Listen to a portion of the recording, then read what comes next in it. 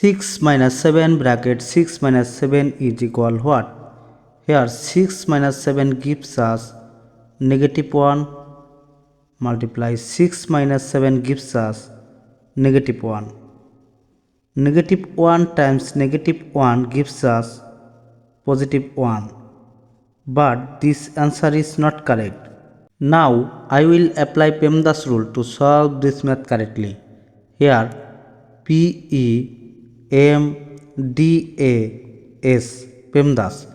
According to PEMDAS rule, at first we have to work with parentheses, then exponent, then multiplication or division, then addition or subtraction. Remember, multiplication and division have same priority. For this we have to work left to right, and addition and subtraction have same priority. For this we have to work left to right also. Therefore, at first we have to work with this parenthesis. Here 6 minus 7 multiply 6 minus 7 gives us negative 1. According to the order of operation, now I have to work with this multiplication, because multiplication have higher priority than subtraction. Therefore, this minus 7 times minus 1 gives us plus 7.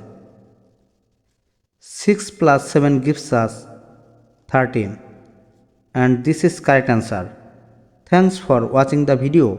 Please like, comment, share and subscribe.